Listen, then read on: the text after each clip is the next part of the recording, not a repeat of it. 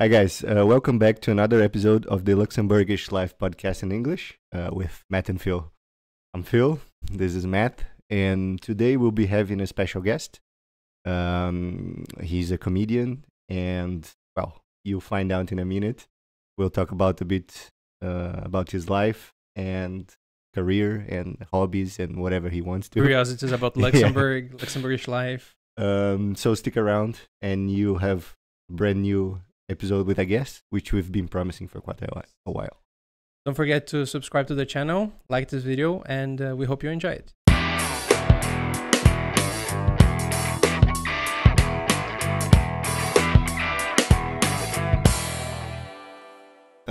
So, without further delay, let's talk about Let's. Today, special edition with our guest, Micas Carvalho.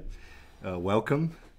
And, well, you want to start, Matt, Yes. with the questions? First of all, welcome. It's great to have you here. Thank you. Thank you for accepting our invitation.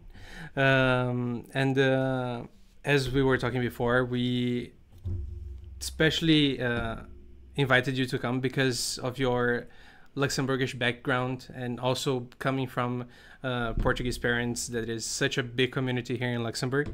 We would like to hear a little bit about how was growing up in Luxembourg. Like, what was Luxembourg like when you were a child and when you were growing up?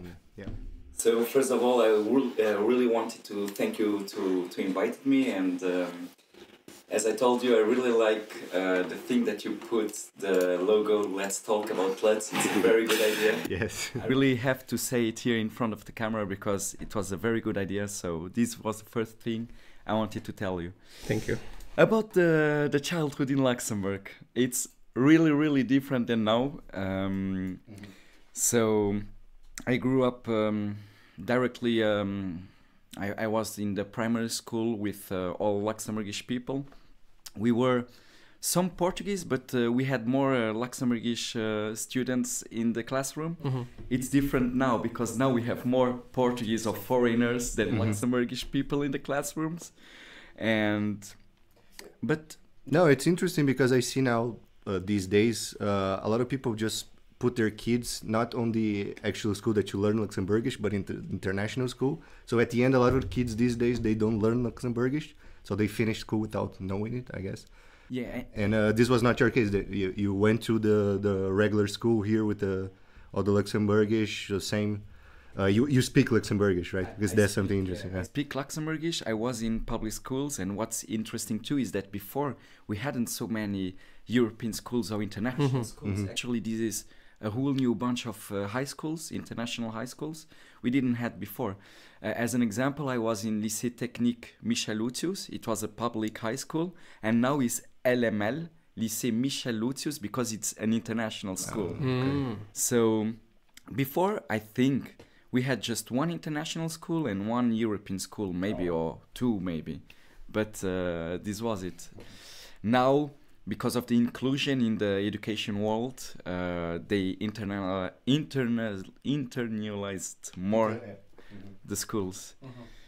And yeah, what can I tell you more about Luxembourgish childhood?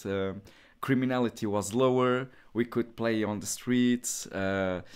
I don't know if criminality was lower, but I know that newspaper, they camouflate a lot. Yeah. Now It's more it's more widespread. wide. Yeah. Yeah, no, we always see comments about how criminality is increasing, right? We always It's an tell here ongoing on the- discussion yeah, here. like- But you grew up in the city here in Lux City. Yes, I was born here in Gare du Luxembourg, not really Gare, but in the city. I grew up in Gare du Luxembourg, and with 11, my mother wanted to try a new life in Portugal again. So we went to Portugal. She had a cafe, the name was Pau de Canela. It was actually a very good idea, but after a year we went back. So I lost a year, a school year, and then I was living in Hollerich. And then I moved to Côte d'Ache, and I went to Michel Lutius, as I told you, in high school. Yeah, before I wanted to be Luis Figo, a soccer player. And then my mother... It didn't work out? No! My mother did... actually, I could play for the club Virton, soccer club, but my mother said, no, go study. No soccer, study. And I, okay. All right. And yeah, Fair enough. fair enough. Tough times. Yeah. So after... Not after. I still want to speak about Luxembourg a little before. I think the whole boom of Foreigners, but yeah, exactly. more like I think finance boom maybe, because a lot of people come to work here in finance, and this attracted people from a lot of different places. Whereas I think like maybe in the older days was more Portuguese that come here, that migrated here. Then now it's everything. I think everyone from everywhere, right? Not in the older days. Like, we're not calling him old, but like before not the this decade. 2000s. Yeah, not this decade, not the past decade, of course. Yeah. No, so the big difference, I think, because before we had the iron was what made Luxembourg rich. First people coming here were Italian. That's why Eschalzet was a rural Italian city, actually. Then came the Portuguese. And in my opinion is how you said, it's the finance and also the politics wants to reach 1 million of people in the population. And lots of things change in positive. I can remember I was traveling 10 years around the world. So I left Luxembourg with 19. And when I came back, I was like, what the hell? What country is this? Changed. We have a tram. You know, this was wow. Free public transportation. I was in Brazil hearing this information. What? The lift in that goes to Pfaffendal. Yeah. I was like, wow, so cool. We have a panoramic lift in Luxembourg. Come on. It's not only a lift, it's a panoramic. Panoramic lift, please. Yeah. We are in Luxembourg. Yeah. And even the tourism grew incredible in Luxembourg. People they didn't want to visit Luxembourg. Now we have more and more people, and even I can remember before in August I stayed one year. I stayed here in August before this boom. It was really empty. Now we are quite in August. Yeah, it's full of tourists. It's full. Yesterday I was drinking a beer with my brother in the city. Beautiful. The city has a life. So it also, we have positive and bad things, of course. Yeah. But yeah, I see this is quite positive. So, but you spent 10 years traveling the world, and that's interesting. Yes. Yeah. So did you like, what was your idea? Like just knowing new places, or what was what's behind that? Like no plan, just a backpack on the back and going. Actually, first of all, my first trip was for university. Okay. And it was, it was independence. It was like, wow, I'm not in my mother's and father's home, So first idea was to make a bachelor degree in Brussels. And then it was to know a little bit the life, I started, it's a story that I really like. I started to eat cornflakes every day, Okay, for lunch? For everything. I didn't know how to cook every day. But after 5 days, your body says, oh brother, come on, make a little bit of effort. So at the time I Skyped my mother, and she learned me how to make an egg, how to cook, etc. And I really liked this kind of freedom and to be independent and to not depend from my mother. So this was the first idea. Not depend on your mother, but you still need to call her to know how to cook an egg. To know how to cook an egg. Yeah. But it was a kind of independent. A kind of course. Yeah. Well, but it's interesting. Then you went to Brussels. Did your bachelor's there, or were just visiting? Or? I did my bachelor's there. Okay. I did social worker there. Cool. And then I made my university experience in Australia. Oh, okay. Yeah, I chose Australia because it's a continent that I just knew about kangaroos and koalas. And it's not possible that I don't know anything about this It's a country. huge country, right? Yeah. It's a continent. It's Yeah. incredible. Yeah. It's like Brazil, also a continent. Exactly, yeah. For me, those are not countries. You know, it's so crazy. And yeah, I went to Australia, also backpacking and making my. First of all, I was 3 months making my internship school experience, and then I started my backpacking and I make couch surfing. And there, you know, I was a student. I didn't have money. I made couch surfing, so some weird experiences. Yeah, I can can imagine. imagine it. Well, but you survived. I survived. Barely. I survived. How long did you stay in Australia? It was 9 months. 9 months. Oh, okay. that's good. Yeah, but you traveled the coast. You went to city, or you just stayed in one place? 3 months, one place for the school for the experience, internship, and then okay. 6 months traveling traveling, couch around. surfing. Oh, that's cool. No, it's. I have to tell you one of the stories because I really like please, it. please go ahead. But there is a story where you know, when you are a student, you accept everything, and when you are a student without money, okay, this is better. So there was a guy. He said, "Yeah, I have 6 nights for you in Cairns." And I 6 nights couch surfing. Usually couch surfing it's 2-3 nights, you know.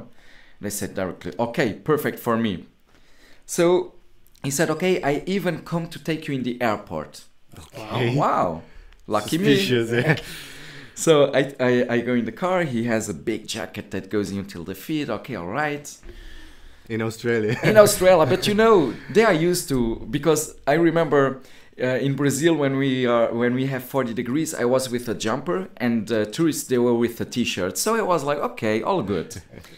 And I go to his apartment, and then he took the jacket out and he was naked. Oh, okay. And I was like, what the hell? And and he, why are you shocked? And I, you are naked. You know, he made me a brain thing. It's me the weird person or him? Why? What a question?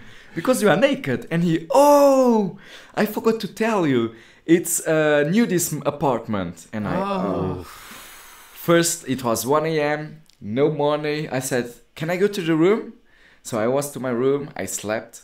The day after, I stood up and okay, let's make it happen. I go out of my room. He was in the kitchen with the, you know, the kitchen tablier. You know, I just see his ass, and he was making his eggs. La la la la la la la. And oh my gosh, Very hygienic. super hygienic. Super. And then I was on the table, and my first question was, how many penises touched the part where my penis is touching? You know, he makes couch surfing. That's true. And I was like, and then there was a couple, an homosexual couple also there, also making couch surfing in the table. And then I started to count, because I'm good in mathematics, you know. I said 1, 2, it's a couple, 1, and I, Okay. Now you see what you're getting into. what are the ideas? And then they came, but they saw in my gestures and my being that I was straight. And then they asked, are you straight? I said, yes. And I will tell you something. I was with 3 gays in a naked apartment during 1 week, and it was an awesome experience. I really liked it. That's good. Everything with respect, etc. Yeah. It was top, really. That is a very interesting story to begin with. Yeah. Wow. Surprise you when Yeah. you get there. Yeah, no, but Yeah. Going completely out of topic, I know that the nudist community is very respectful with everyone. So like, it's good that at least they were kind enough to be also respectful to you. But I can imagine the shock when he took his coat off. I'll be like, Forgot to tell you. why That's didn't you tell me before, right? But the thing is, I forgot to tell it. Yeah. Come on! How do you forget these kind of things? This is impossible to forget. But maybe they are so used to, you know, that Yeah. I don't know. I don't know. That was good. That was good. Yeah. And then after you came back to Australia, you were still in your bachelor's, or it was done? You were still studying. Yes, I came to defend my thesis because it was my internship work experience and then, or school experience, I don't know how do we say it. And then I made my bachelor degree, and then I didn't want to how do you say, to work. I didn't want to come back to Luxembourg, but I didn't want to study. So I chose to make animator, social-cultural animator, for a vacation, you know, with a group, young group. Yeah. And in France, I was there 6 months. Also an awesome experience, also for the curriculum vitae. And then I chose to make a master degree in Portugal. Okay, so you went to Portugal? Yes. To do the masters? Yeah, I chose Portugal because, you know, I had a Germanic diploma here in Luxembourg, the Luxembourgish one. Then I had a Francophone diploma. So I chose Portugal to have a Lusophonian diploma. Yeah, it's good, you have all of the... Yeah, this was the goal. It's a good combination. Catch them all. Catch them all. I really felt like a Pokemon trainer, you know? And so, talking about now Portugal, your household is Portuguese, right? Yes. Both your parents are Portuguese, but you grew up here in Luxembourg, which is a completely different culture, let's say. I know that there are many Portuguese here, but still you're in the country where it's very Germanic sorts of. Yes. When you went to Portugal, was it like... cultural shock? Yeah, or was it like, did you feel home? Yeah, good question. Did you feel at home there or just no? It's a pity to say. So I had 2 phases there. I had the phase in 2001 when I moved with my mother. I didn't felt home. Didn't feel home. I was the gringo there. Ah, yes. Can remember in primary school, they robbed me. My how do you say that? My clock, my wallet, all the things. Yeah, because I was the Luxembourgish person. I was the rich. And in primary school, when we are younger, we are very bad one with the other one. Yeah. So it was very difficult for me the phase of 2001. But then when I went there for university, I really felt home. Oh, that's good. I felt home. And actually now I feel home everywhere. I really feel myself as a citizen of the world. Yes. It was different. I was older, yeah. So yes, I felt home. Oh, that's good. It's cool, yeah, because you had so many experiences in different places. So I think like this is easier to adapt, no?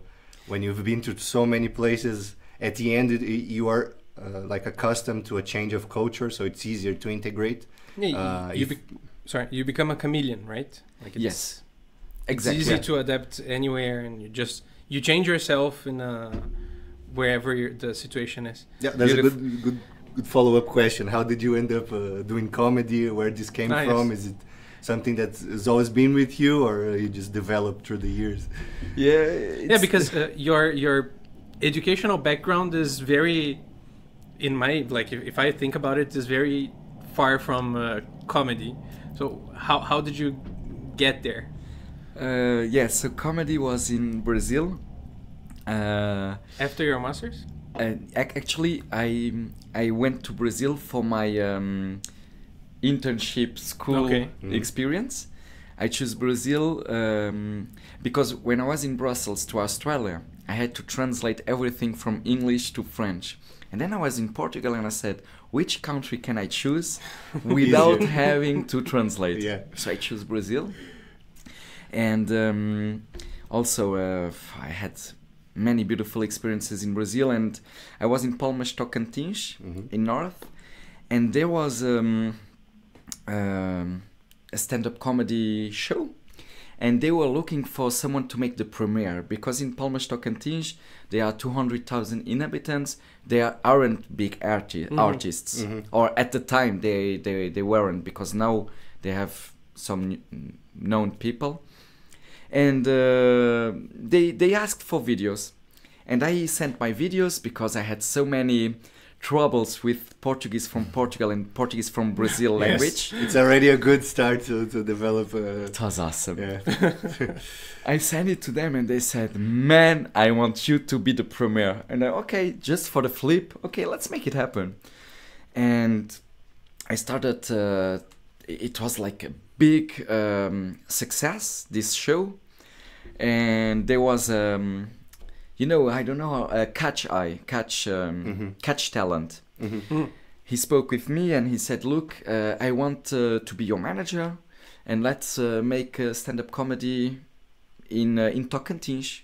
And I, okay, let's make it happen. So I grew up. And then the year contract was finished. I didn't, how do you say that? I didn't renew. And I went to São Paulo and then I started by my own. But it started like this. You continued on comedy as well. You just moved to São Paulo but continued on the same path. Yes. It's good, but like it was on your first presentation in Palmas that they already saw you, the scout saw you and already... Oh, it was good. Wow. It must have been a good one. No? It was. I have the video in YouTube. Yeah. When I watch it today, I say, wow, it's not good. But once a teacher told me, when you make a video or a thesis or when you write something and 3 years after you say it's shit, it means you made a big development. Yeah, you improved. Yeah, for sure. You improved. So this sentence was in my mind, and what I make today, it's better than before. But I'm proud of this video. You know, it's my baby it's first the start.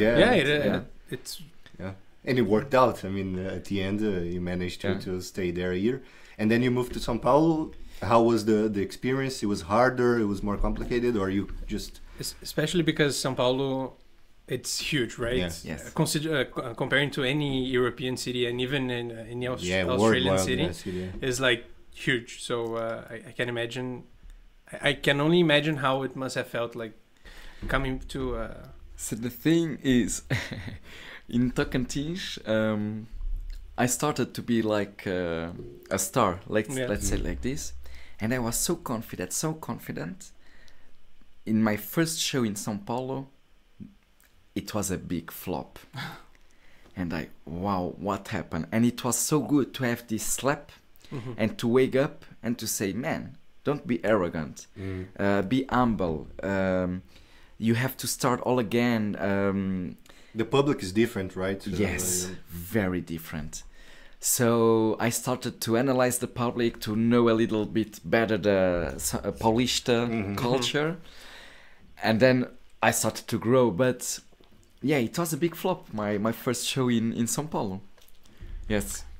But afterwards, it happened, right? So how long did you stay there in São Paulo? São Paulo was 2 years. 2 years, okay. And you did this comedy routine always, or it was something you did on spare time, or? I was also language teacher, private language teacher for German, Portuguese for foreigners. What else? French and English. So this I made this, and I was a comedian at night. Okay. Yeah. But comedy was the path that you wanted to like follow the most. Yes, but I really actually I always wanted to be teacher before. So first I comedy was just like hobby that paid. Yeah. I was happy. A little bit more money. You know, I see it like this, bonus. Yeah. But I was really focused on the languages because I wanted to be teacher before. So, and then it's funny because more and more I went to stand-up comedy and I had less hours in teaching. Yeah. And then I took this path, yeah. And then, you spent 2 years there, and what made you leave São Paulo?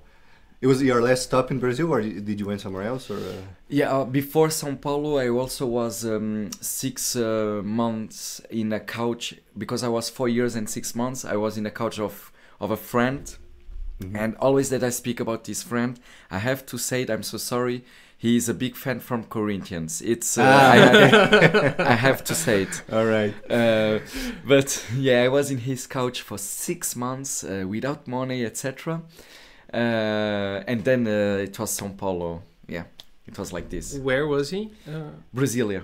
Brazil. Okay. Brasilia. Yeah. Okay. So yeah, and then why did I came back to Luxembourg? Because I had a student loan for university, Yes.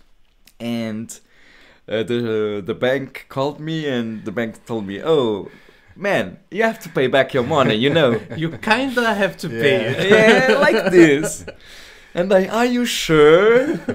Can we just let it go?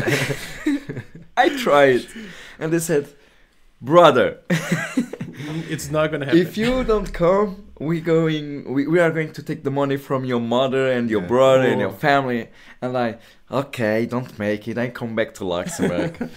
It's a pity because I really had an awesome life. But before, when I was there, €1 was 5 reais. Yeah.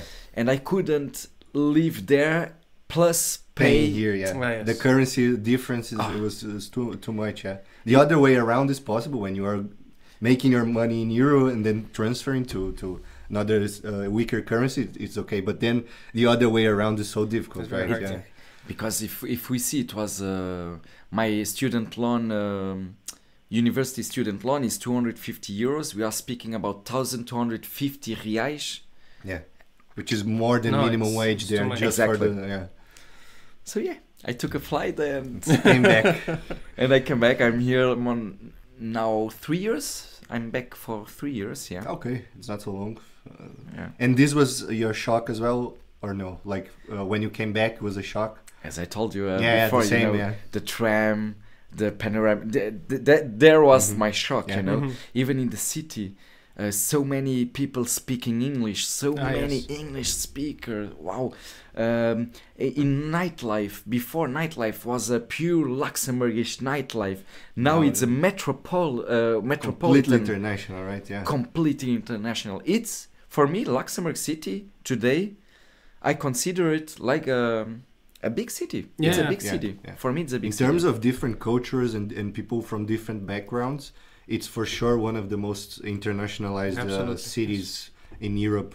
Yeah, of course, in the number of people, it's still small, but again, it's so everyone is people from everywhere you see here, and that's quite interesting as well. It's something that I think also calls other people to come here as well when they know, and that's the next topic I wanted to talk to you about. Let me just ask Yeah. one thing. You said that you were shocked how many people were speaking English in the streets. So before you, like, when, That was my question. oh, okay. Sorry. Before, was it only French and Luxembourgish? Yes. Yes. Ah. French, Luxembourgish. You know, we have to think that when I left the country, we were like 350,000 people here. Oh, wow. Mm-hmm. So now, when I came back, we are 670,000 at night. During the day, Yes. we are With the more than a cross-borders, million. Yeah. Mhm. So between us, it was even in the city, it was Luxembourgish, it was French, it was Portuguese. Mm. Yeah, but that's what I Yeah. wanted to ask. What is your relation to and what is your opinion on the Luxembourgish language? Like, how do you feel the sentiment of in your sentiment as well as a Luxembourger? How do you feel like you should be more incentivized, more Luxembourgish, or you think like the French eventually will take over and everyone will speak French? Because I know that there's from what I heard, some resistance from a lot of Luxembourgers about the French language and how it kind of takes over and maybe replaces the Luxembourgish language in the future. I don't think it will replace, and I have an example on TikTok. Mhm. When you put a video in Luxembourgish, the video blows up because of the algorithm, of course. Yes. Mhm. But it shows that all youngsters from high school, from primary school that are on TikTok, they all comment in Luxembourgish. Mm. They don't comment in French, French. maybe one or two, or English, etc. So the new generation, they have Luxembourgish at school, and even when I am, because I am, how do you say that? I work for some youth houses, for some high schools as a freelancer, and in the breaks they speak Luxembourgish together. That's And good. they are Portuguese, they are French, they are as origin, but between together they speak in Luxembourgish. So I don't think that French is going to take part of Luxembourg. I just think it's in the working places. Yeah. It will be more French, English. In the north, it is still continue to be more German, but the new generation always the ones that are going to work in the ministry, because to work in the ministry you need the three languages. Yeah. Work for the government, which is most of Luxembourgers. Exactly. It will be Luxembourgish for sure. Yeah, so it's interesting to know that like the lingua franca from the youth is Luxembourgish. Oh, that's, Yes, it is. That's good. Like it's good for the country. It's Yeah, good I for think the there's an language, effort right? from the government side as well to keep the language alive, right? I saw we spoke about how they in the last week or maybe 2 weeks ago they introduced the new constitution, and for the first time it was there that the language, the Luxembourgish language, the flag, all of these national symbols, they are in the constitution now as a, you know, they are how do you say, patria? It's there. It's there. Yeah. Even if we see, what the government makes, it's if you want to work and you need the Luxembourgish language, you are very good.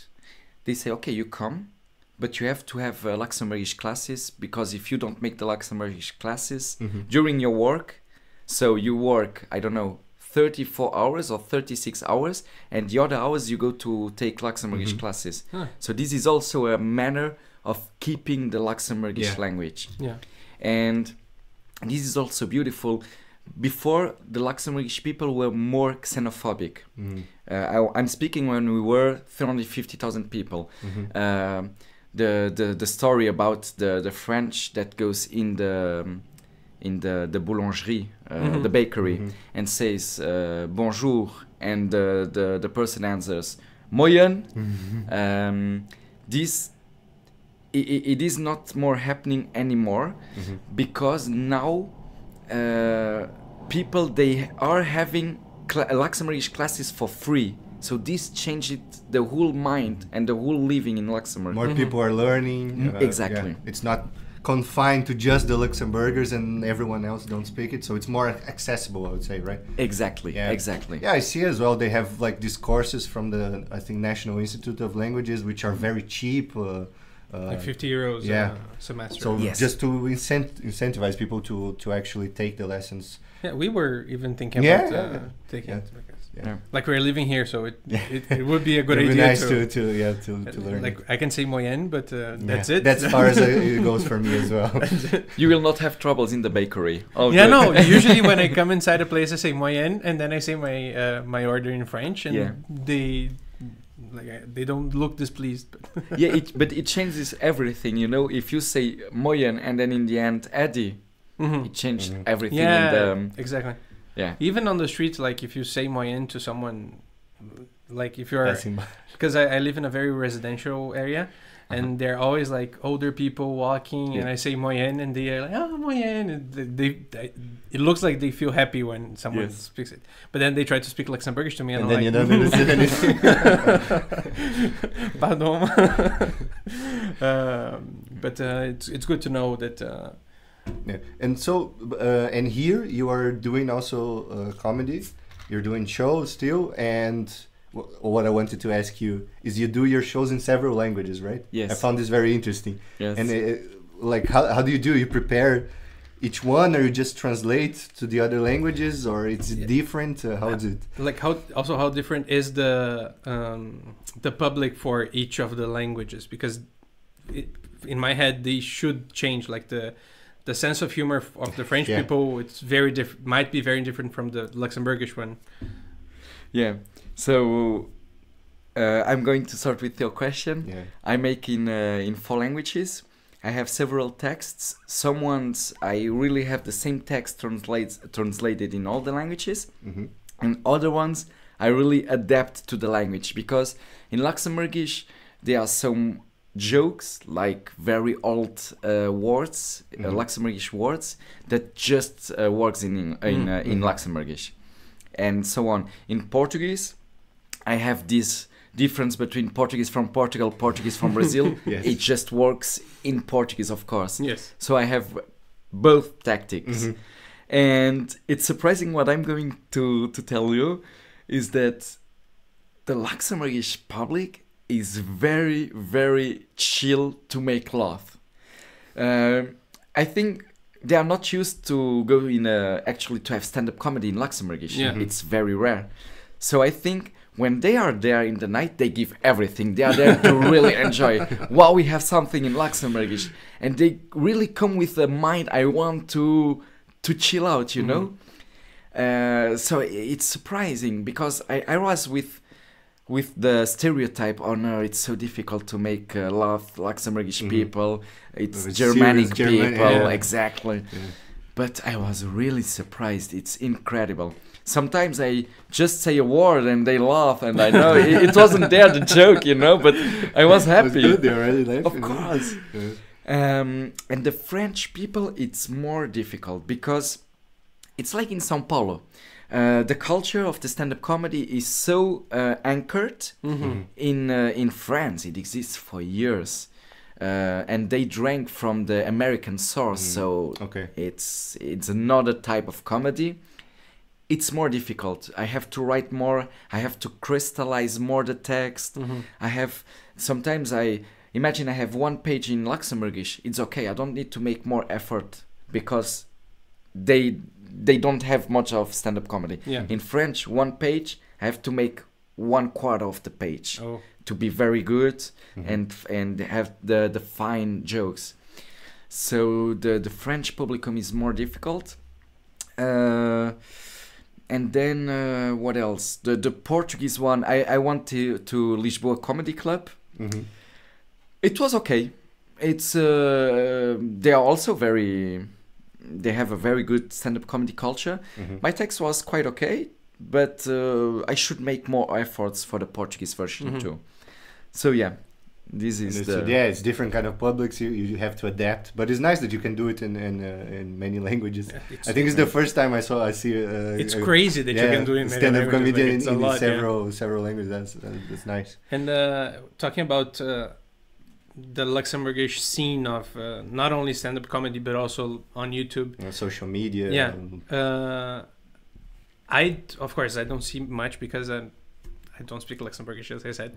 But you said that there are not many people around, right? Yes. How is it being a social media presence in Luxembourg, a Luxembourgish social media presence, and on YouTube, and being because the public might be, it is a small public, right? It's a Luxembourgish public. So how hard it is, and how to reach them? Is it hard to reach the people, or hard to reach the people? I don't think so. It's really easy to reach the people. I noticed that what we are doing here, Luxembourgish people that speaks English, they are gonna to feel identified. So when we make videos or in Luxembourgish or speaking about Luxembourg, I feel it's very easy to reach the people, the Luxembourgish community. Unfortunately, or fortunately, now I make it in English. I internalized a little more my Instagram, etc., because I made videos about unique spots, beautiful places to visit here in Luxembourg and in the Grande Région, and even more in Europe. So I have more people that are not from Luxembourg, so I had to change the language. But before that, when I was just focused on Luxembourg, it was very easy to have videos blowing up. Yeah. Now I am in standard, like 10K, 20K, it's a standard, maybe sometimes 5K, 6K. Now in summer, it's very difficult to reach them. It decreased a little now. Everyone on vacation, enjoying some sun. Relaxing, So there is difficult to reach Luxembourgish people. Yeah. Well, but it's good that overall you can talk to all of these publics, and and as you said, I imagine that speaking about Luxembourg, it interests more the Luxembourgers to see and to see content that is speaking about them and speaking about their country, right? Yes. I feel like if they see this, like us, when we see something about our country, someone else from some other country talking about our country, automatically I think it's something from the inside that you will watch. Yeah, Yeah. exactly. Yes. Yeah. Yeah. Yeah. And here it's also, I think now it's the moment to make these kind of things, because what happened 15 years ago in France, Germany, Belgium 10 years ago about the videos, the podcasts, all the internet stuff that you spoke, it's just starting now in Luxembourg. Now is the moment. So it's a bit behind. Now it's the boom of. It's the boom now. Okay. And it's also because of the childs. It's digital natives. Yeah. So they are on their phones. They like to see things about Luxembourg or Luxembourgish videos.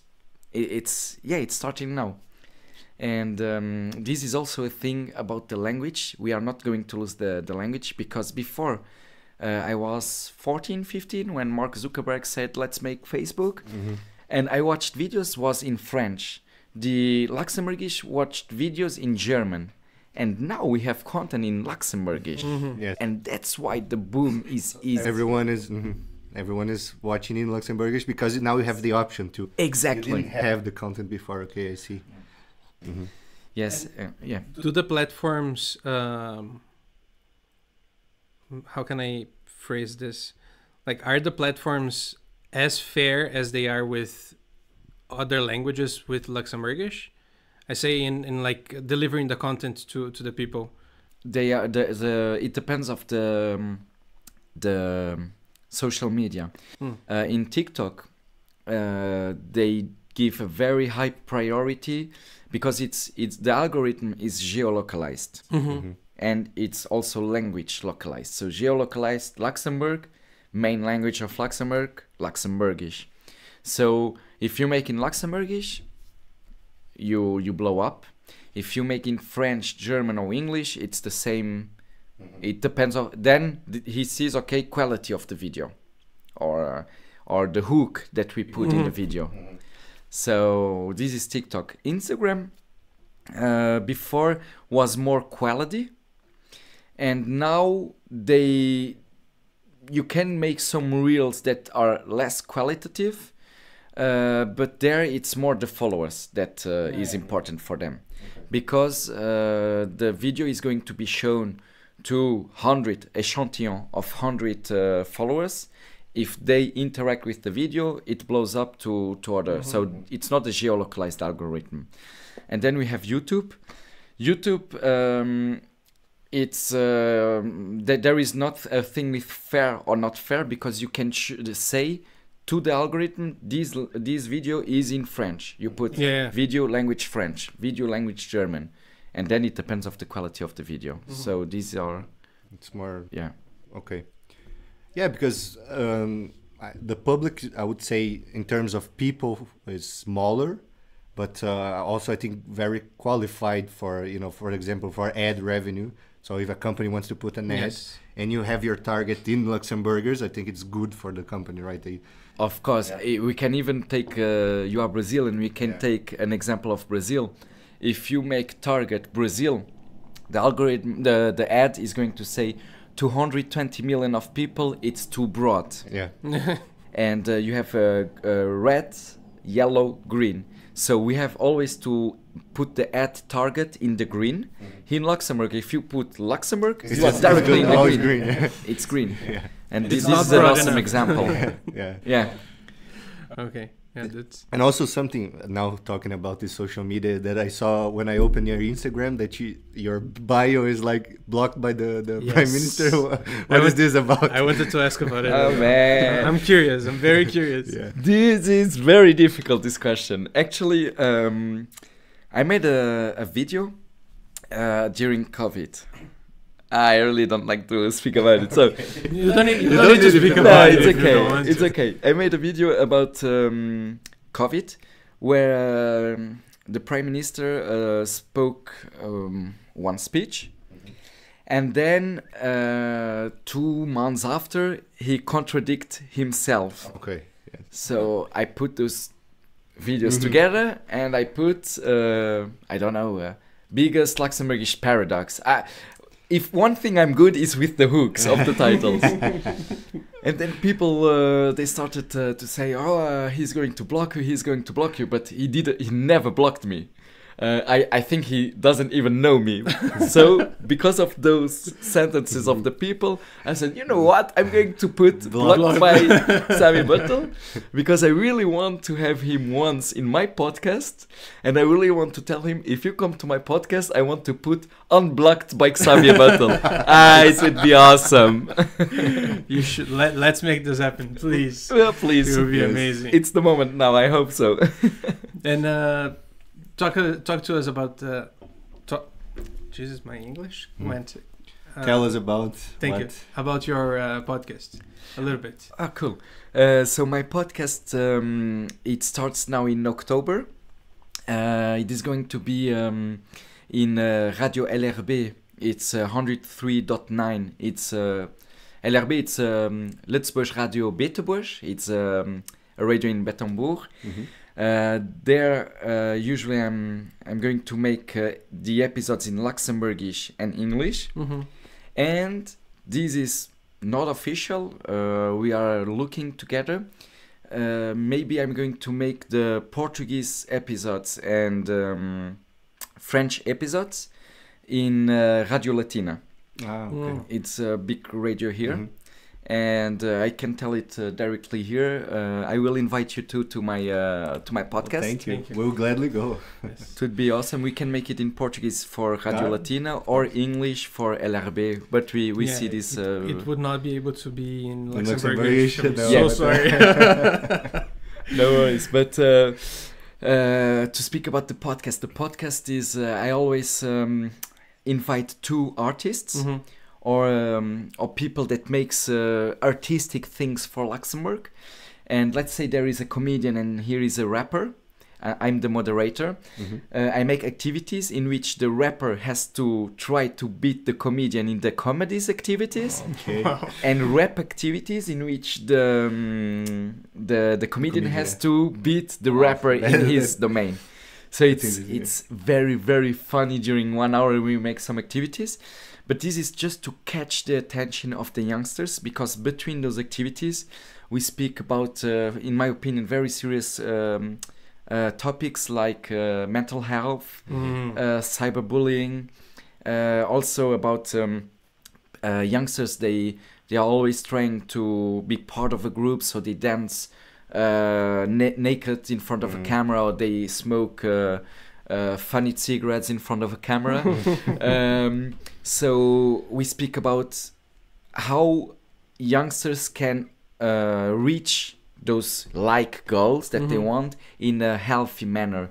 We can reach those likes in another manner instead of doing these kind of things.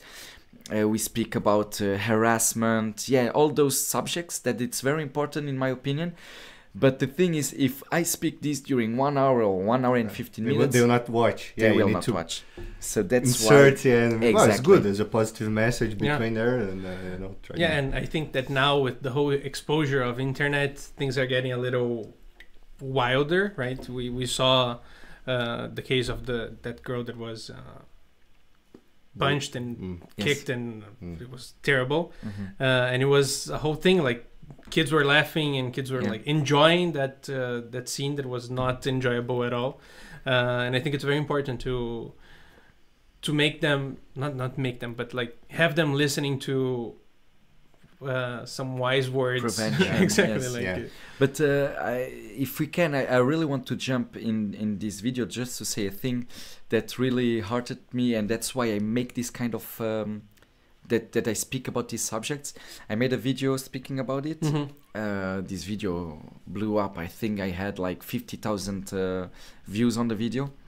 And then I made some preventions in the high schools, and I asked, do you think it's normal? How do you say that?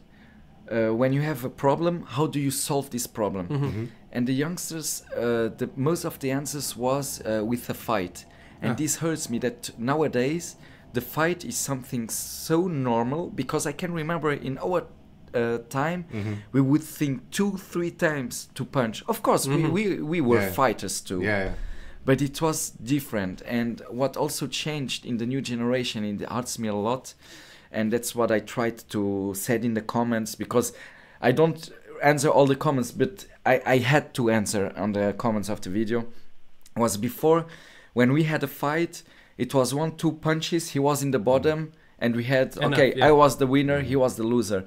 Now when a person is in the bottom, they still continue kicking the person. But I don't understand, the person already lost, it's okay. So that's the thing that we have to change this mindset, and this is my goal. I really needed to speak about it. It's good. Yeah. Yeah. So, Like violence is kind of banalized now. It's people are desensitized, I guess, with these kids with all this exposure to so much violence. Yeah, exactly. And so it's interesting to see how you still use your social worker background yes. in what you do now, right? It's not gone. Like, it's not just a piece of paper. It's still something that you insert on your career now, right? Yes, I try. I have a master degree in psychopedagogy, and for me this is it's in me. I want. Now I am self-employed. I love what I make, but it is still there. Yeah, no. So. If I can be the voice of as a psychopedagogist, I use it as your this I can let it, and that's why I also I work as a trainer for lots of Luxembourgish institutes where I give trainings about psychopedagogy or social working. So it will always be with me. No, and it's good because you already have a public. And then you can insert some. It's not even. What is the name? It's not unconscious. Prevention, maybe, or. Yeah, like you can insert it even like in the most subtle way. You insert it like subconsciously. Yes. You okay. And it's like your public that maybe it's only there for the laugh. Yes. It's still. Like having a message behind positive. It's very good. Yeah. It's nice to use the force of social media as well to these kind of things. Exactly. Yeah. Thank you, guys. It's. I wanted to ask you about YouTube and your career there, like not career, but your path inside YouTube. Yep. How hard was it to start? And how hard is it to keep on going? And how is it at the moment? Man, so I'm going to start with how is it in the moment. I was invited for a YouTube event. I am the first Luxembourgish, let's say, YouTuber to be in this event. And even now, I can't believe, I want to cry, man. It's... Sorry, don't have tissues, but you can cry. No, because I can't believe. I was in the YouTube event. It was in Amsterdam. It was like for 1 week ago, and I couldn't realize what it was. Yeah. And I remember, I will never forget. I was in the entrance, and one of the organizers, he said, "Oh, you are Micas Carvalho," and I said, "Yes, it's me." And he told me, "You know that you are the first Luxembourgish YouTuber being invited in a YouTube event." Wow, and that's nice. There, yeah. I was like, I didn't know how to react. And I'm like, yeah. Okay, thank you, thank you, because for him it was an honor to have a Luxembourgish YouTuber. Yeah. For me, it was a big honor to be in this place, and. So, but it was funny. No one knew me in there. I was one of the smallest account. That guy knew you. Yeah, but he was the organizer. Still. Yeah, one guy. But I was the smallest. I am the smallest YouTube account in the world that was in this YouTube event. And this is all thanks to. I really want to say thanks to Luxembourg, because it's thanks to them, and thanks to the people that support me, people that share the videos, people that that likes the podcast. And yeah, how started YouTube, as you asked? I made a wedding proposal in Brazil 7-8 years ago. Okay. I put it on my YouTube channel, but it was just for my ex-wife. Actually, I have to make divorce proposal, but You should. let's see maybe later. Continuation of the. And I put this video on Facebook, and what it was funny, it was like 9 or 8 p.m. in Brazil. So I here it was like 4 a.m. Yeah. And then I was sleeping, and the day after, I saw so many shares about this wedding proposal. It was incredible. I reached 4 million views in this video. Wow. The video was even on the screens as a trailer in Utopolis. It's the new Kinepolis now. Wow. It was in the screens there. I didn't even know people. They were filming the screens, sending me on WhatsApp. People in Luxembourg, because I had no idea what was happening here. People on WhatsApp, they were writing me, "You are a celebrity, you are famous," and like, what the hell? And then it blew up in Brazil. So this is funny. I put in YouTube in Brazil. It blew up first in Luxembourg, And then because of my friends, Yeah. and then in Brazil. I was invited in Programa da Eliana in SBT, Famosos da Internet, Okay. and I won the trophy. I have the trophy at home. Wow. Yes, incredible. So many things. I was like, what is what happening? just happened? I have no idea what is happening. I came here. I was in all the newspaper then. Really all the newspaper. I was invited in so many events.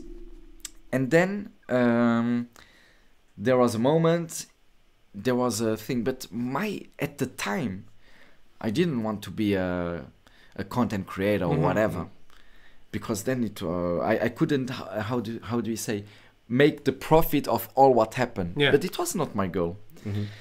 And it's funny because today I have even people, they tell me, you know, my first video I saw of you, it was the wedding proposal. Okay. It was not what is happening right now. And YouTube, when I was there, they said your best video is the wedding because they know everything. It's incredible. Said this was your. It's even scary, right? It's incredible scary. Yeah, but yeah. So this video, YouTube started there. Even if it wasn't my goal, it started with this. So it was even before you. It was when you were still in Brazil, starting your stand-up. No, not even. no stand-up comedy. Wow. No stand-up comedy. Just out of the blue, one It was video in you put Palmas there. Tocantins. I wanted to propose a Brazilian girl. Wow. No stand-up comedy, nothing. It was just a proposal because I was in love, and I put on YouTube. That's it. But then you used the same channel. Did it help you having this video? Then to did it post you, or as is not related, or your other videos? No, it didn't really help because, as I told you, it was in a down. But yeah, I kept the channel. No. Actually, yeah, I remember. When we divorced, I had just one channel with this video. Ah, okay. So she told me take the video out, and I created a new channel. Yeah, that's the thing. It was 8 years ago, so I have to. Then I made a new video, so I put the video again on my channel, but the moment was. Was past. So no, it didn't help me because I have a new channel with the video is still there, not with 4 million of views, but yeah.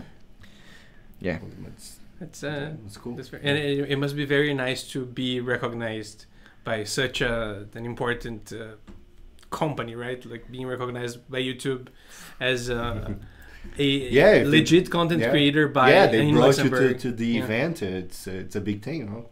Yes. No, I'm very happy, and even I can now I go to the next events. I will always be the thing is, I want to grab the Luxembourgish flag and to show we are here. Yes.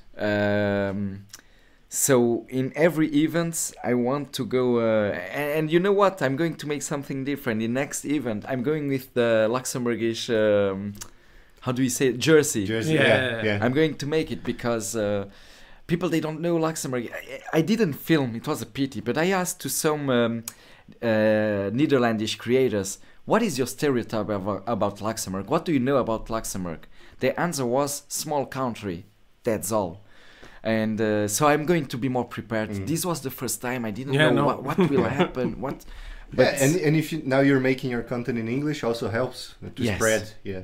Oh yeah. And also that's why we started doing this, is to spread the word about Luxembourg, right? Exactly. Yeah. Because as you said, almost no one knows, and when we tell at home that when I told my family that I was moving here, they're like, yeah, for me as well. What? Yeah. Like luxury? What are you doing?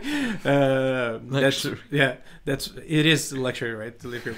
But that's why it's good to try to spread the word about Luxembourg, because it is an amazing country. Yeah. And and we like to discuss like politics and the economics and how the country is going, and it's nice because we can do it in here and talk with people as well, and we gather the news and try to make a good quality content with everything Luxembourger related that we can get, and try to spread it to people so they can also discuss about it. So that's why we try to and at least understand about the country, right? Yeah. So because that's what I see as well, that a lot of people, they just come here with the idea, I'm just gonna work here for 2 years, whatever, and I'm not gonna integrate. But then when you have this information available to you more easily, of course you can learn Luxembourgish, but it will take a good amount of time until you manage to read a piece on politics in Luxembourgish, right? So it's good that at least while you are doing this transition to be here and really make this your country, to have this information. So that's what we try to do. So really, as a Luxembourgish, I say thank you very much for making. I said it before we start the podcast. For me, it's very important what you are making, and we have here an idea. Some people have an idea that more people making this, we are stealing the territory of them. But exactly, there is place for everyone, and thank you very much for making it. Really, we really need it. Well, thanks to you. Yeah. It's good to hear from a Luxembourgish. One of the first Luxembourgish that we know. So like, I think that my last question. I think it's my last question. Do you have another question? No, we go ahead. Is the thing that I have in my head is, do you? It's one thing that we asked our first guest. She's also a Brazilian. But do you like living here in Luxembourg? Do you feel like it's a good place to live? And do you see yourself living here at the end of your life? Or do you want to move, go back to Brazil, or retire or something? Man, it's a very difficult question. I see me live in several countries, but right now my plans are to stay in Luxembourg. Luxembourg is the country of the opportunities. It's the country that gave me everything. If I traveled 10 years around the world, traveled and studied, it's because of Luxembourg, or thanks to Luxembourg, not because. So I feel inside that I have to make something to Luxembourg to say thank you. Today, if I have university, if I have all these things, of course, it's my family helped me a lot. But my family couldn't afford all those travelings and all those studies. It was the government that gave, the Ministry of Education gave the money in this position that I could use in order to make all these adventures. So I really want to give something back to Luxembourg. I see me living here until 45. Okay. And then some sunnier place. Sunny place, yes. But every time coming back to Luxembourg, like I see me making vacation here and living in another country. But this is the Micas that speaks now.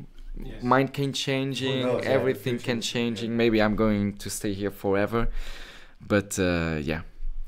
And to people that are considering moving to Luxembourg, that are not not German or French or Belgian, people that are from a little further, what would you tell them? Is it worth it? Because I always say that it's very worth it. Yeah, for me as well. But would you say that it's a good place to come? For me, I can tell them it's a really good place to come, but they have to come with an open mind, not with a mind Luxembourg is boring, Luxembourg is all what I heard. This is oof. Really with an open mind, because this is my content. My content is Luxembourg is not boring. We have this. If they come with open mind to see the country, to go to the north, to explore, they're gonna really like it. So yeah, my proposal is come here, people. Lots of opportunities. It's not just money what we have here. We have lots of beautiful spots. Now we have nightlife, we have activities, we have many beautiful cultural things, and yeah, so... Yeah, every weekend there's something happening. Exactly. And we are quite in August. Yeah. And still things going on. Yeah. I can remember August was a empty, dead country. We were 350,000 people. Now, even for National Day, there are people coming from all the borders around to make party here. National Day was amazing. It's the best national. I made 6-7 national days in the world. The Luxembourgish one was the best one I made. It was crazy. I remember this year was good as well, but last year, because there were 2 years without it because of COVID, last year was insane. It was a sea of people. I never see anything like it in Luxembourg. Quite nice. We have very, very beautiful things, but people has to come open-minded and not with the idea I'm just here to work home. If they come with this idea, of course they are going to be bored out or having a burnout or whatever. But if they come here, okay, I come here, work, after work, see, looking around, know new people, they are going to like, yes. That's a good sum up of Luxembourg, because that's how I feel about it. Yes. So, Micas, thank you very, very much. Thank you for being here and for accepting our invitation. Thank you for taking the time to come here on a Sunday and to spread the word about not only telling your story but also spreading the word about Luxembourg, because that's what we all do, right? Yeah, we try to spread very, the word about important, Luxembourg, work, and it's good to have a Luxembourgish talking about its own country. I think that's it for today. That's it for today. Hope everyone enjoyed our conversation. Yes. And well, the basics: like, subscribe, share. Comment. If you want to leave your social media, yes, please. Want to say something you're doing a show or something like that in the future? So my social media is Micas Carvalho everywhere. About the shows, I'm going to start. This is important. I'm going to start the Micas Comedy Club. It will be in Rive de Clausen in the bar Zulu. Okay, nice. Yeah, it is going to be my baby.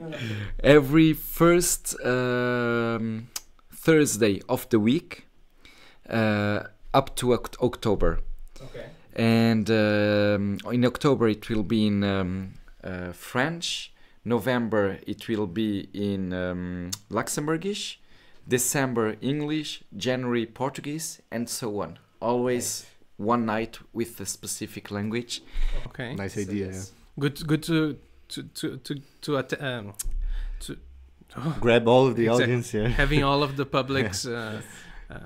I want to make stand-up comedy with Luxembourgish references, and I want that it is for everyone. If a person is better in Portuguese, so come to hear it in Portuguese, Luxembourgish, etc. And because Luxembourg is a language country. Yes, that's true. Yes. Oh, that's good. All right. Yes, I'll also leave Micas' handles all of on the description. Don't forget that we are also on Spotify, Apple Podcasts, and Castbox. And don't forget to subscribe to our channel, subscribe to Micas, and we'll see you in the next one. See you. Bye bye.